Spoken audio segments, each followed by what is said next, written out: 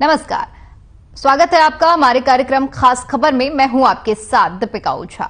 सरकार digital payment को बढ़ावा दे रही है, तो वहीं फरीदाबाद के 36वें अंतर्राष्ट्रीय सूरजकुंड मेले में डिजिटल पेमेंट के माध्यम से ठगी का शिकार बनाया जा रहा है। आपको बता दें कि महिला समेत 2 कश्मीरी युवकों ने मेले में एक क्राफ्ट मैन को 3,40,000 रुपए की ठगी का शिकार बना डाला। बता दें कि सूरजकुंड मेले में लगे एक हैंडक्राफ्ट कालीन स्टॉल पर तीनों आए और ऑनलाइन पेमेंट के नाम पर ठगी कर फरार हो गए। बता दें कि सूरजकुंड मेले में लगे अंतर्राष्ट्रीय मेले में नेटवर्क की काफी दिक्कत है, जिसके चलते मेले में देसी विदेशी हस्तशिल्प कलाकारों को बल्कि मेले में आने वाले पर्यटकों को भी भारी परेशानियों का सामना करना पड़ता है। इसी का फायदा उठाकर ठगों ने इस घटना को अंजाम दिया और मौके से फरार हो गए। फिलहाल पीड़ित स्टॉल संचालक ने इसकी शिकायत सूरजकुंड थाने में की है और पुलिस सीसीटीवी के आधार पर आरोपियों की तलाश में जुट गई है।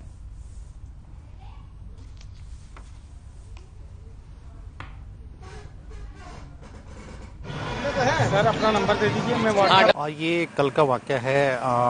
कुछ लोग थे जिन्होंने जो सूरजकुंड मेले में शॉपिंग की थी और शॉपिंग पे करके और उन्होंने जो भी ओनर था उसको पेमेंट के लिए बोल दिया कि पेमेंट हो गई है आपके में, और उसको पेमेंट शो नहीं हुई और पेमेंट उसके बाद में भी नहीं आई थी और वो उसका सामान लेके चले गए।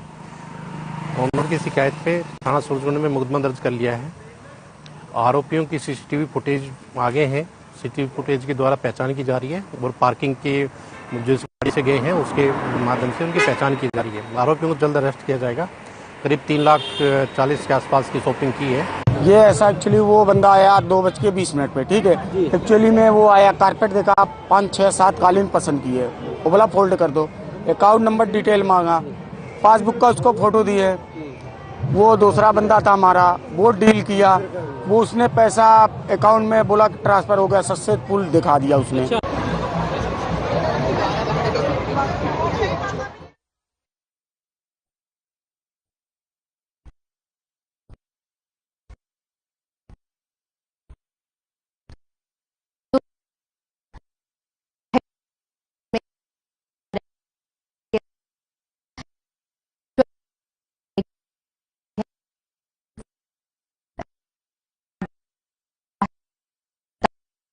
ठगी कर ये आरोपी मौके से फरार हो गए। सूरजकुंड मेले में अंतर्राष्ट्रीय जो मेला लगा है इस बार, वहां पर नेटवर्क की काफी दिक्कत है, जिसके चलते न सिर्फ कलाकारों को बल्कि मेले में आने वाले लोगों को भी परेशानियों का सामना करना पड़ रहा है और इसी का फायदा उठाकर इन आरोपियों ने इस ठगी की वारदात को अंजाम दिया है। वहीं पीड़ित स्टॉल संचालक ने इसकी शिकायत सूरजकुंड थाने में की है और अब पुलिस सीसीटीवी के आधार पर आरोपियों की तलाश में जुट गई है। तो जहां एक तरफ सरकार डिजिटल पेमेंट को बढ़ावा दे रही है, वहीं दूसरी तरफ इस तरह की जो घटनाएं हैं वो सामने आ रही हैं। 36वें अंतर्राष्ट्रीय सूरजकुंड मेले की ये घटना है जहां पर डिजिटल पेमेंट के माध्यम से ठगी का शिकार बनाया गया है। एक महिला समेत 2 कश्मीरी युवकों ने मेले में एक क्राफ्टमैन को 3,40,000 रुपए का ठगी का शिकार बनाया है।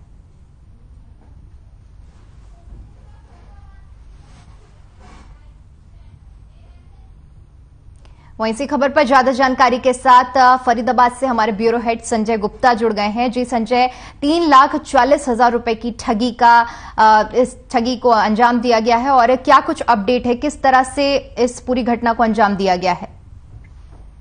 बिल्कुल देखिए दीपिका, ये जो सूरजकुंड मेला है ये इंटरनेशनल मेला है। यहाँ पर लगभग जो 42 कंट्री हैं वो यहाँ पर पार्टिसिपेट कर रहे हैं। इसके अलावा हम बात करें G20 जो प्रधानमंत्री नरेंद्र मोदी की अध्यक्षता में यहाँ पर पार्टिसिपेट कर रहे हैं। कई सारे स्टेट यहाँ पर भागीदारी कर रहे हैं, लेकिन बावजूद इसके जो प्रधानमंत्री जी की योजना है डिजिटल इंडिया, उसको सूरजकुंड मेला बिल्कुल ठेंगा दिखाने का काम कर रहा है। जी, उनको ये ठेंगा दिखाने का काम कर रहा है। देखिए जिस तरीके से लगातार प्रेस कॉन्फ्रेंस मेले से पहले आयोजित की गई थी, वहां पर लगातार इस तरीके की शिकायतें की गई थी कि मेला जो ग्राउंड है वहां पर वाईफाई काम नहीं करता है, वहां पे नेटवर्क नहीं चलता है। बावजूद इसके देखिए मेला प्राधिकरण या फिर बात करें मेले की जो चेयरमैन है वो लगातार इन चीजों की अनदेखी करते रहे। उसका परिणाम ये निकला, एक शिल्पी के साथ जो यहाँ पर अपनी कला का हुनर दिखाने आए थे उनके साथ ठगी की गई। ये एक नमूना है, अभी शिकायतें आना बाकी है। यहाँ पर जितनी भी स्टॉलें शिल्पियों को आवंटित की गई थी उनमें लगातार धांधली की शिकायतें आई थी, लगातार इस तरीके की बातें आई थी कि डिजिटल अगर हम बात करें नेटवर्क ना होने की वजह से उन लोगों को पेमेंट लेने में परेशानी हो रही थी। बावजूद इसके जो मेला प्राधिकरण है वो अपने जो रिश्तेदार हैं, अपने उनके जो मेहमान हैं उनकी मेहमानी करने में लगा हुआ है। जी दीपिका, तरफ सरकार की तरफ से डिजिटल पेमेंट को बढ़ावा दिया जा रहा है, वहीं इस तरह डिजिटल पेमेंट के आड़ में लाखों रुपए की ठगी की वारदात को अंजाम दिया जा रहा है, वो भी ऐसे मेले में जहां पर देश विदेश से लोग आते हैं इस मेले का फायदा उठाने और आनंद लेने के लिए। बिल्कुल, देखिए दीपिका, आप भी मेले का भ्रमण कर चुकी हैं, आपने भी मेले की कवरेज की थी। इस तरीके की अव्यवस्था इस बार मेले में देखी गई है, ऐसा पहले कभी भी नहीं हुआ। ये मेला कोई नवजात शिशु नहीं है, ये मेला बुजुर्ग हो चुका है, 35वां अंतर्राष्ट्रीय मेला है। बावजूद इसके मेले के जो अधिकारी हैं वो अपनी मनमानी करने में लगे हुए हैं। लगातार धांधली की खबरें आ रही है, लगातार इस तरीके की शिकायतें आ रही है कि शिल्पियों को जगह आवंटित नहीं गई, जगह मिली तो डिजिटल की जो पेमेंट थी उनको उस तरीके की सुविधाएं नहीं मिली, क्योंकि वाईफाई नहीं होगा तो कहां से डिजिटल पेमेंट होगी। अगर पेमेंट होती है जिस तरीके से उनको दिखा दिया गया था, उनको ये बताया गया था कि यहाँ पर पेमेंट अभी नेटवर्क ना होने की वजह से यहाँ पर आपकी रिसीव नहीं हो पाई है, हमारी तरफ से पेमेंट कट गई है। तो कहीं ना कहीं इन अधिकारियों की, जिम्मेवार अधिकारियों पे सरकार कब कार्रवाई करेगी ये देखने वाली बात होगी दीपिका। बिल्कुल। और संजय, मैं जानना चाहूंगी क्योंकि जब हम मेले में जाते हैं तो वहां पर वाईफाई और नेटवर्क बिल्कुल भी नहीं आ रहा है, तो ऐसे में प्रशासन की तरफ से ये पहले से क्यों नहीं निश्चित किया गया कि मेले में इस तरह की लोगों को समस्या ना हो? बिल्कुल दीपिका, देखिए जिस दिन प्रेस कॉन्फ्रेंस हुई थी, मेला 3 तारीख को शुरू हुआ था, उससे पहले प्रेस कॉन्फ्रेंस आयोजित हुई थी। उस समय पत्रकारों ने, खासकर मैंने, इस बात की तरफ इशारा किया था कि यहाँ पर वाईफाई नहीं चलता है, जिसकी वजह से कुछ जो असामाजिक तत्व है वो इन चीजों को फायदा उठाते हैं। बावजूद इसके देखिए ये एक वानगी है। इसके अलावा बीच में एक बात और जोड़ना चाहूंगा, हालांकि ये टॉपिक से हटके है, जो सूरजकुंड जो मेला है ये फरीदाबाद और दिल्ली को जोड़ता है। फरीदाबाद से दिल्ली को जोड़ने वाली सड़क के लिए मुख्यमंत्री जी ने घोषणा की थी, ये सवाल हमने प्रेस वार्ता में उठाए थे। बावजूद इसके जो फरीदाबाद के जिलाधिकारी हैं, डीसी जो है यहाँ पे, उन्होंने बिल्कुल साफ शब्दों में कहा था कि ये सीजन नहीं है जहाँ पे सड़कों को बनाया जा सकता है। सड़कें नहीं बनाई जा सकती तो क्या, हमने सवाल पूछा था कि क्या मुख्यमंत्री जी ने गलत समय पे घोषणा की? तो कहीं ना कहीं मुख्यमंत्री जी के आदेशों को भी ये लोग सीरियसली नहीं लेते। जिस तरीके से ये घटना हुई है, शिल्पी के साथ ये वारदात हुई है, हालांकि ये घटना सीसीटीवी कैमरे में कैद हो चुकी है, जल्दी ही अपराधी पकड़े भी जाएंगे, लेकिन इस तरीके की जो छोटी छोटी वारदातें और शिल्पियों के साथ हुई है उनका जिम्मेवार कौन है? आखिर इस तरीके की जो लापरवाही इतने बड़े मेले में, जो अपने आप को पूरी दुनिया का सबसे बड़ा मेला बताया जा रहा है, उनके जो अपराधी हैं उन अधिकारियों पे कब कार्रवाई होगी ये देखने वाली बात होगी। दीपिका जी, संजय, मैं ये भी जानना चाहूंगी कि अब जिस क्राफ्टमैन के साथ ये धांधली हुई है उसका क्या कुछ कहना है, क्योंकि 3,40,000 इतना छोटा अमाउंट नहीं होता है कि आप किसी पर भी इस तरह भरोसा कर लें। देखिए दीपिका, 3,40,000 तो बहुत बड़ा अमाउंट है। जो शिल्पी है उनके लिए तो 1-1 रुपए बड़ा कीमती होता है। जो आदमी मेहनत मजदूरी करता है उसके लिए 100 रुपए बहुत बड़ी बात होती है। लेकिन अगर बात करें, उसका साफ तौर पे कहना है कि मेला जो प्राधिकरण है उनको लगातार हमने डिजिटल, जब भी पेमेंट की बात हुई थी तो उनको हमने रिक्वेस्ट की थी, उनको हमने सलाह दी थी कि भी आप इसको वाईफाई को यहाँ पे दुरुस्त करें जिससे कि पेमेंट का हमें तुरंत पता चल सके।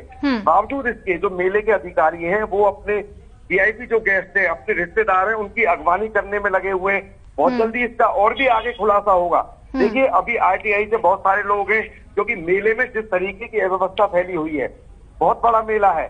अंतर्राष्ट्रीय मेला है, लेकिन ये प्रधानमंत्री नरेंद्र मोदी की जो डिजिटल इंडिया की जो बात करते हैं उनको पलीता लगाने का काम कर रहे हैं। आखिर इन पर कब कार्रवाई होगी ये हम भी देखेंगे और इस खबर पर नजर बनाए रखेंगे। जी दीपिका। बिल्कुल संजय, इस खबर पर आप नजर बनाए रखिए। फिलहाल के लिए आपका बहुत बहुत शुक्रिया हमारे साथ जुड़ने के लिए, तमाम जानकारी साझा करने के लिए। गुरुग्राम के गसौला में आग लगने के बाद एक सिलेंडर फटने लगे। आग के कारण मची हाहाकार के बाद चारों तरफ अफरा तफरी का माहौल हो गया। आग की लपटों के बीच अपना सामान बचाकर लोग बाहर निकले और देखते ही देखते पूरा क्षेत्र धुएं के गुबार में गुम हो गया। मामले की सूचना मिलते ही पुलिस विभाग और दमकल की आधा दर्जन से ज्यादा गाड़ियां मौके पर पहुंची और आग पर काबू पाया गया।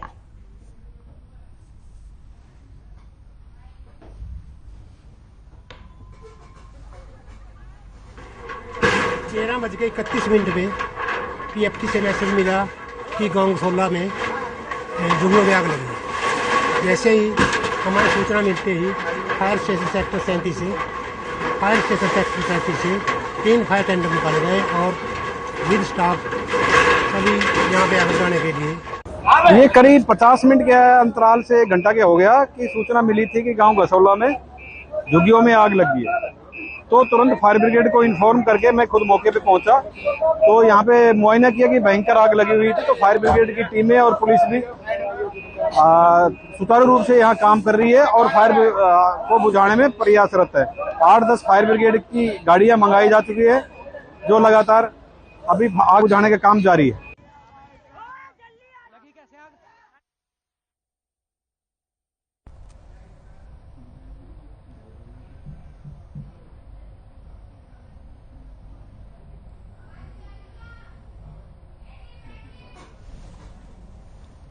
तो 5 सिलेंडरों में ब्लास्ट हुआ। लगातार एक के बाद एक सिलेंडर फटने से भयंकर आग लगी। आग लगने के कारण से आपको बता दें कि पूरे इलाके में अफरा तफरी का माहौल बन गया। आग की लपटों के बीच में अपना सामान बचाकर लोग बाहर निकले और देखते ही देखते जिस तरह से हम तस्वीरें भी आपको दिखा रहे हैं कि पूरे क्षेत्र में धुएं का गुबार छा गया, जिसके बाद सूचना दमकल विभाग और पुलिस को दी गई। दमकल विभाग की आधा दर्जन से ज्यादा गाड़ियां मौके पर पहुंची और आग पर काबू पाया गया। इस भयंकर आग में लोगों ने बचने के लिए अपना अपना सामान लेकर बाहर निकले। तस्वीरें आप देख सकते हैं और अंदाजा लगा सकते हैं कि कितनी भयावह ये आग थी। धुएं से ही आप इस बात का अंदाजा लगा सकते हैं कि आग ने कितना विकराल रूप ले लिया था। एक साथ 5 सिलेंडर में ब्लास्ट हुआ और जिसके चलते इतनी भयंकर आग लगी कि चारों तरफ अफरा तफरी का माहौल बन गया।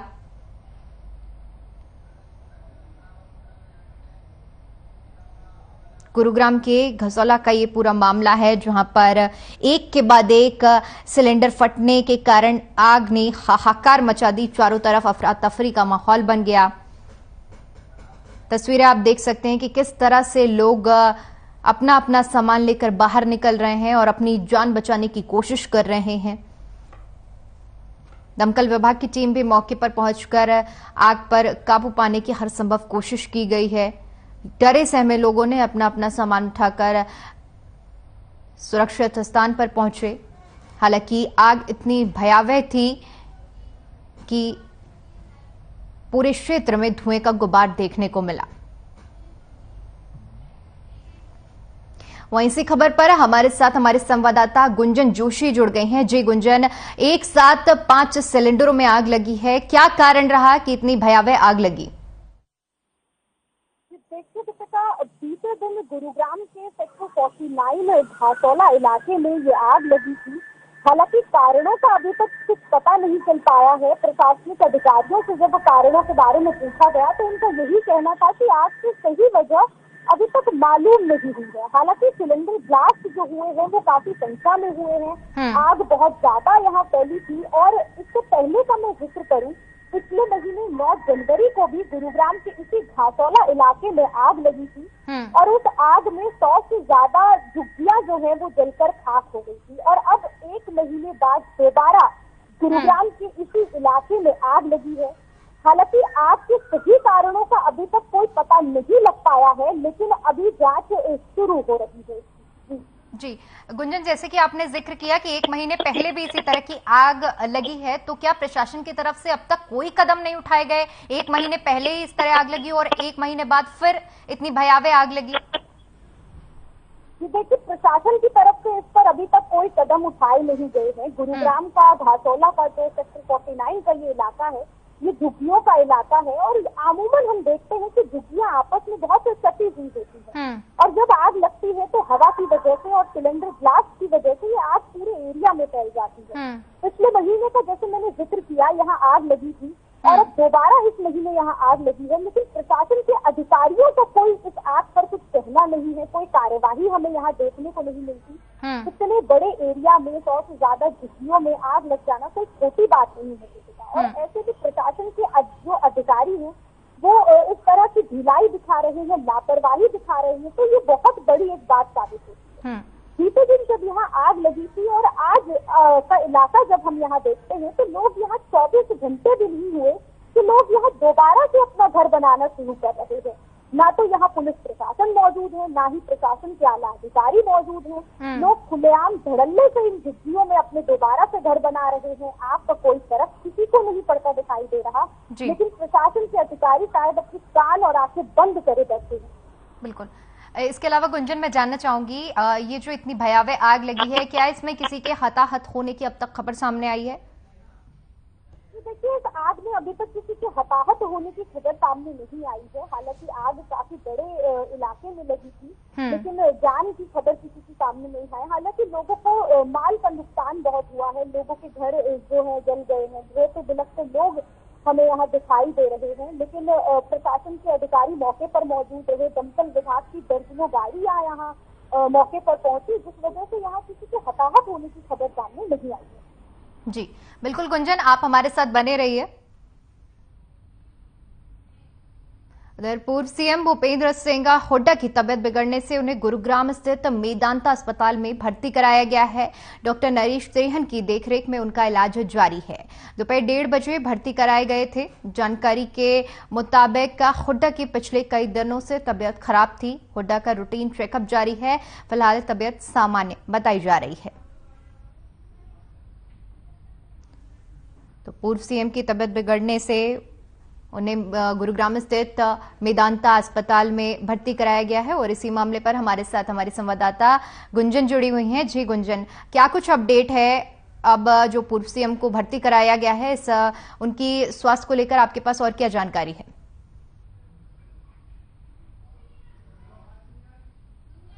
कल मेदांता अस्पताल में आए थे। हालांकि वो अपने रूटीन चेकअप के लिए यहाँ पर आए थे, लेकिन उनकी तबियत को देखते हुए डॉक्टरों ने उन्हें एडमिट कर लिया। उनकी तबियत अभी थोड़ी नाजुक बताई जा रही है। कांग्रेस के आला अधिकारी यहाँ पर मौजूद हैं, प्रशासनिक अधिकारी, कांग्रेस के तमाम नेता जो है भूपेंद्र सिंह हुड्डा से मिलने के लिए आ रहे हैं और फिलहाल डॉक्टरों की तरफ से अभी तक इस बारे में कुछ कहा नहीं गया है, कोई साफ बात जो है सामने नहीं आई है और भूपेंद्र सिंह हुड्डा की तरफ से भी इस मामले को लेकर अभी तक कोई खुलकर बयान जारी नहीं किया गया है। लेकिन मेदांता अस्पताल में भूपेंद्र सिंह हुड्डा भर्ती हैं और कांग्रेस के तमाम नेता, कांग्रेस के तमाम कार्यकर्ताओं का यहाँ आना जाना यहाँ लगा हुआ है। सुबह से ही कांग्रेस के कई बड़े नेता यहाँ मौजूद थे। कांग्रेस के कई नेता यहाँ भूपेंद्र सिंह हुड्डा से मिलने आए और फिलहाल जो है उनके बारे में, उनकी स्वास्थ्य के बारे में अभी तक कोई और अपडेट जो है वो नहीं मिली है। लेकिन अभी इतना कहा जा रहा है कि भूपेंद्र सिंह हुड्डा फिलहाल के लिए गुरुग्राम के मेदांता अस्पताल में दाखिल ही रहे। बिल्कुल गुंजन, जिस तरह से बताया जा रहा है कि काफी लंबे समय से बीमार चल रहे थे और उसके बाद अब मेदांता में उन्हें भर्ती कराया गया है, जहां नरेश त्रेहन डॉक्टर जो हैं उनकी देखरेख में उनका इलाज जारी है। भूपेंद्र सिंह हुड्डा काफी लंबे समय से बीमार चल रहे थे और कल उन्होंने दिल्ली में एक मीटिंग भी दी थी। इस मीटिंग के बाद वो अपने रेगुलर चेकअप के लिए यहाँ आए थे और डॉक्टरों ने उन्हें एडमिट कर दिया। फिलहाल डॉक्टर नरेश के देखरेख में उनका इलाज चल रहा है। ठीक है, बहुत बहुत शुक्रिया गुंजन हमारे साथ जुड़ने के लिए और तमाम जानकारी साझा करने के लिए।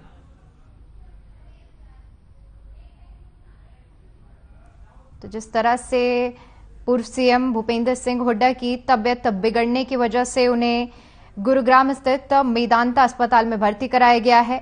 जहां पर डॉक्टर नरेश त्रेहन की देखरेख में उनका इलाज जारी है।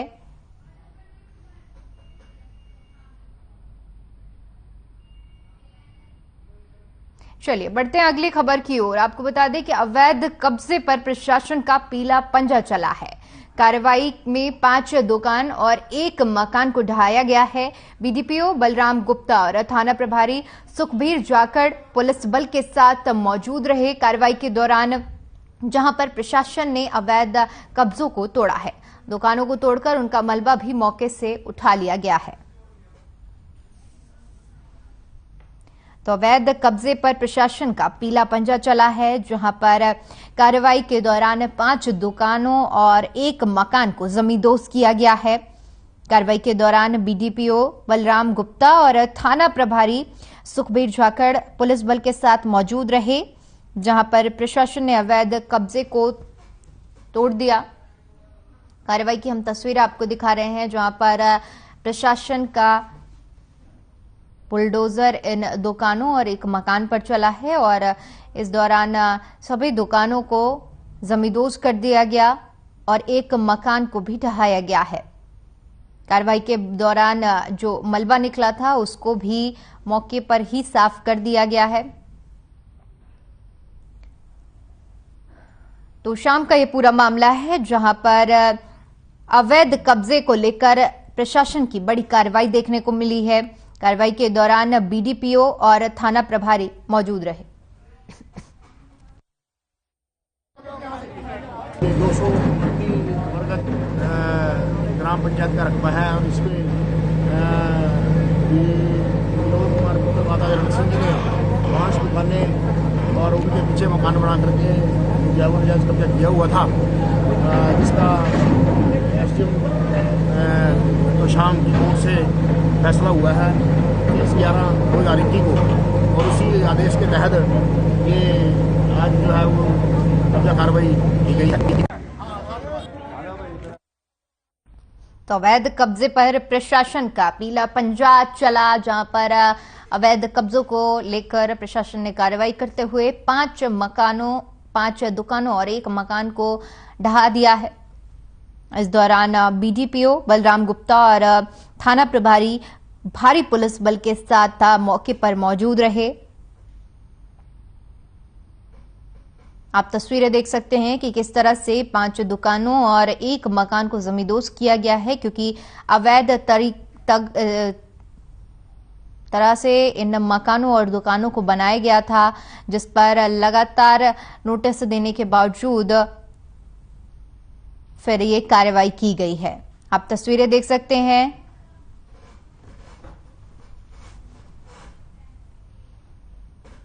वहीं इसी खबर पर ज्यादा जानकारी के साथ हमारे संवाददाता अनुपम हमारे साथ जुड़ गए हैं। जी अनुपम, 5 दुकानों और 1 मकान पर प्रशासन का पीला पंजा चला है, क्या कुछ अपडेट है आपके पास इस पूरे मामले पर? जी हाँ, ये काफी समय से अवैध कब्जा किसी व्यक्ति ने किया था और पंचायत में एसडीएम की कोर्ट में केस डाला था और उसमें एसडीएम ने अवैध कब्जे को तोड़ने के आदेश दिए थे। जी, इस कार्रवाई के दौरान बीडीपीओ और थाना प्रभारी भी मौजूद थे, और क्या कुछ अपडेट निकल कर आई है? इस पूरी कार्रवाई के दौरान पूरा प्रशासनिक अमला पुलिस फोर्स को भी तैयार रखा गया था और शांतिपूर्ण अवैध कब्जे को तोड़ दिया गया। बिल्कुल अनुपम, दुकानदारों और दुकान जो मालिक हैं और जिनका मकान इस कार्रवाई के दौरान ढहाया गया है, उनका क्या कुछ कहना है इस मामले में? सुन पा रहे हैं? हेलो हेलो हेलो जी हेलो जी अनुपम, आवाज आ रही है आप तक?